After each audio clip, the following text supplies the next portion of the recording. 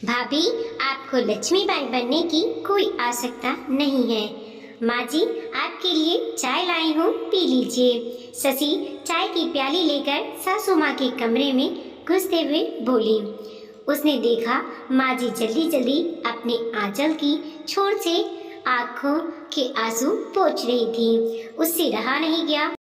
उसने पूछ लिया, माँ जी क्या बात है, आप परेशान लग रही हैं? नहीं नहीं, ऐसी कोई बात नहीं है, लेकिन पहले तुम मुझे ये बताओ कि बिना मुझसे पूछे तुम मेरे कमरे में कैसे आ गई? जी ओ चाय, क्या ओ कर रही हो?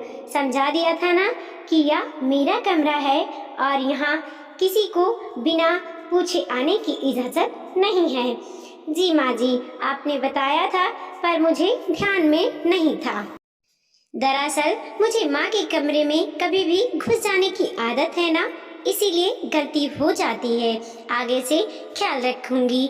शशि को 3 साल हो गए ससुराल आए हुए, पर कुछ आदतें वह अभी तक नहीं बदल पाई है। कमरे से निकलने लगी तो सास ने टोका, अपने ससुर जी को चाय दिया? अभी नहीं दिया है माँ जी, अब देने जा रही हूँ। पता नहीं क्यों पिताजी ने भी अपना दरवाजा बंद कर लिया है। वह चाय लेकर उनके दरवाजे पर पहुंची। दरवाजा अंदर से बंद था और वह किसी को जोर जोर से डांट रहे थे। राशि ने दरवाजे पर कान लगाकर सुनने की कोशिश की, पर कुछ समझ में नहीं आया। देर से उसने दरवाजा खटखटाना उचित नहीं समझा और उल्टे पांव वापस लौट आई। शशि की चिंता बढ़ने लगी थी। माना कि ससुराल में उसकी कोई खास अहमियत नहीं थी। देवर नंदे कोई भी सदस्य खुलकर कभी भी किसी आपसी विचार विमर्श में उसे शामिल नहीं करते थे। यहाँ तक कि पति विशाल भी कभी घरेलू समस्या उसे नहीं बताते थे, या यूं कहें कि उसे उस लायक नहीं समझते थे। शशि को इसके लिए कोई शिकायत नहीं थी। वह सोचती थी कि अभी वह नई नई आई है, धीरे धीरे उसे भी इस लायक समझा जाएगा। शशि अपनी इसी सोच को लेकर बिना किसी के प्रति अपनी भावना खराब किए अपनी बहू होने की सारी जिम्मेदारी निभाती रहती थी। पिछले साल बड़ी ननद की शादी थी। उसने सासू माँ के साथ मिलकर बढ़ चढ़कर तैयारियां की। नाते रिश्तेदारों ने जिम्मेदारी उठाते देख तो वो मुक्त कंठ से राशि और उसके मायके के संस्कारों की दुहाई देते नहीं थक रहे थे। बार बार सासू माँ को कहते कि कहाँ से ढूंढ लाई है ऐसी संस्कारी और खुशमिजाज बहू, हमें भी तो बताओ। यही सब पुराने ख्याल सोचते हुए वह बाहर बैठक में चाय लेकर चली गई। वहां जब देवर और पति किसी मसले को सुलझाने की बात कर रहे थे, शशि को देख उन्होंने अपनी बात का रुख दूसरी तरफ मोड़ दिया। शशि इस बार समझ गई थी कि कुछ तो माजरा है, जो सारे के सारे घर वाले परेशान हैं। दूसरी बात कि उससे कुछ छुपाया जा रहा है। वह अपना काम धाम समाप्त कर अपने कमरे में गई तो देखा उसके पति विशाल के दूसरे वाले मोबाइल पर किसी का कॉल आ रहा था। उसने अनमने ढंग से उसे रिसीव कर लिया। फोन पर उधर से उसकी बड़ी ननद थी। शशि की आवाज सुनते ही वो रोने लगी। अचानक से ननद का इस तरह रोना सुनकर वह घबरा गई और पूछ बैठी, दीदी आप कैसी हैं? उधर से भर्राई हुई आवाज आई, भाभी भैया को बोलिए मुझे यहाँ से ले जाएंगे। अब मुझे यहाँ नहीं रहना। यदि वो लेने नहीं आए तो मैं अपनी जान दे दूंगी। फोन राशि के हाथ से गिरते गिरते बचा। वह एकदम से थरथरा कर वहीं जमीन पर बैठ गई। अब उसे माजरा समझ में आ गया था कि क्यों सब लोग इतने गंभीर थे और कौन सी बात उससे छुपाई जा रही थी। शशि ने अपने आप को संयत किया और बोली, भले ही यहाँ सभी ने मुझे पराया समझा हो, पर कम से कम ननद ने तो अपना समझा, अपनी व्यथा बताई। मैं उन्हें कुछ नहीं होने दूंगी, चाहे इसके लिए मुझे जो भी काम करना पड़े। उसने दोबारा से ननद को फोन लगाया और सारी जानकारी ली। पता चला उसके पति का किसी और के साथ चक्कर था, जिस वजह से वह बात बात पर पत्नी को प्रताड़ित करता आ रहा था। सुनते ही शशि का खून खौल उठा। वह दृढ़ता के साथ अपनी ननद से बोली, दीदी आप डरना नहीं और ना बर्दाश्त करना। मैं कल आपके भैया के साथ वहां आकर वैसे बदतमीज इंसान से आपको छुटकारा दिलवाकर आपको ले आऊंगी। आप चिंता मत कीजिए। शाम के समय जब घर के सभी सदस्य नाश्ते के लिए इकट्ठा हुए, तब राशि ने ननद से जो बातें हुई थी सबको बताई तथा अपनी प्रतिक्रिया देते हुए बोली, हमें उस बेगैरत इंसान को सबक सिखाना चाहिए और मेरा मन तो कहता है कि पुलिस को सूचना देकर उसे जेल की हवा खिलानी चाहिए। उसने हिम्मत कैसे की ऐसी हरकत करने की, कहते हुए भी शर्म आ रही है। ससुर जी बोले, बेटा बिना आधार के किसी पर कोई टीका टिप्पणी नहीं करना चाहिए। यह सब हम बड़ों पर छोड़ दो, हम अपनी बेटी को समझा लेंगे।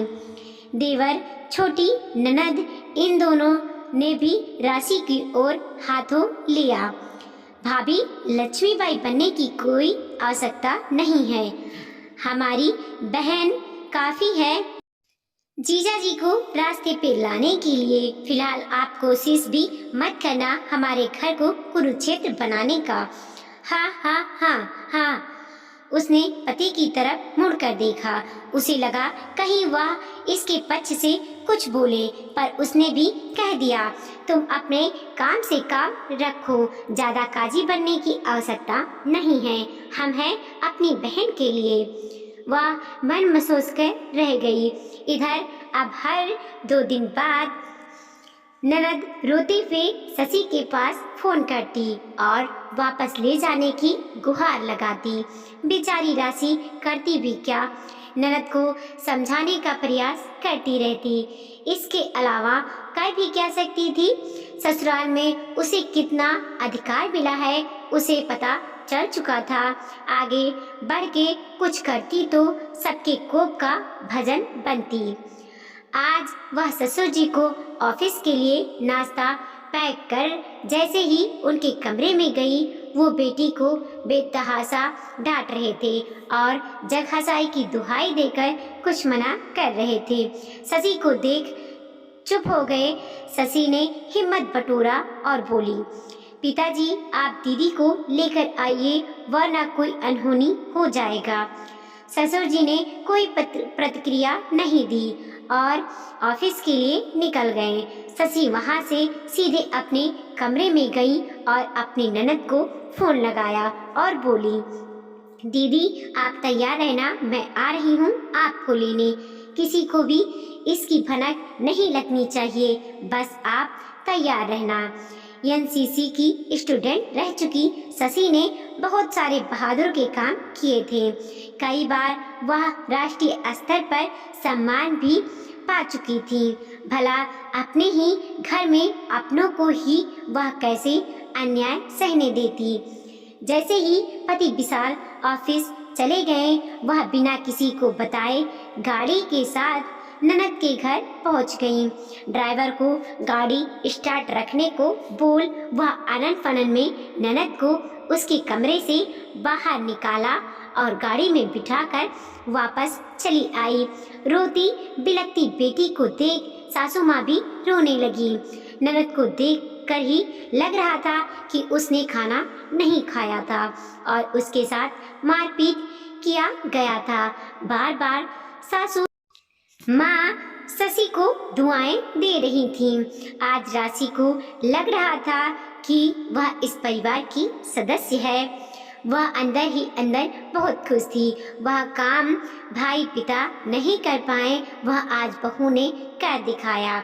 वह सोच रही थी कि आज विशाल उसके किए गए हिम्मत के कारनामे से खुश हो जाएंगे। वह पति और ससुर जी के ऑफिस से लौटने का इंतजार करने लगी। विशाल ऑफिस से लौटा था। दरवाजा शशि की जगह उसकी बहन ने खोला। वह कुछ समझ पाता इसके पहले ही बहन ने झुककर भाई के पैर छुए। विशाल चौंक कर कभी बहन को देख रहा था और कभी पत्नी को। तू कैसे आई? भाभी के साथ। मैंने तुझे समझाने की कोशिश की थी ना कि अब वही तेरा ठिकाना है। जैसे भी हो सके तुझको ही असमंजस स्थापित करना है, लेकिन तुम्हारी गलती नहीं है। तुझे इसने भड़काया होगा। फिर दांत पीसते हुए बोला, तोड़वा दिया ना इसने तेरे रिश्ते को भी। शशि ने कुछ बोलना चाहा पर विशाल आग बबूला हो राशि पर बरस पड़ा। शशि, एक बात तुम्हें समझा देता हूँ, अपने दायरे में रहा करो। सबके फटे में टांग अड़ाना तुम्हारी आदत हो गई है। तुम्हें किसने अधिकार दिया कि तुम मेरे घर के मामले में दखल दो? क्या क्या कहा आपने? मेरे घर? आप अपने भ्रम से बाहर आइए। आपकी पत्नी होने के नाते यह घर सिर्फ आपका नहीं मेरा भी है। और जहाँ तक अधिकार की बात है तो मेरा सिद्धांत है कि अधिकार यदि प्यार से ना मिले तो छीन कर लेना चाहिए। और एक बात, जितना अधिकार इस घर में आपका है उतना ही आपकी बहन का भी है। और अब वह यहीं रहेंगी जब तक चाहे। दोनों की नोक झोंक सुन रही सासू माँ से रहा नहीं गया। वह बाहर आई और शशि को गले लगाते हुए बोली, खबरदार, जो मेरी बहू से ऊंची आवाज में अधिकार की बात की तो तुझे सिर्फ अधिकार की चिंता है और इसे परिवार की। दोस्तों, कई घरों में अक्सर यही होता है, माता पिता अपनी इज्जत के लिए अपनी बेटी का बलिदान कर देते हैं। वीडियो को लाइक कीजिए, कमेंट कीजिए और अपने दोस्तों के साथ जरूर शेयर कीजिए। चैनल पे नए हैं प्लीज सब्सक्राइब कीजिए।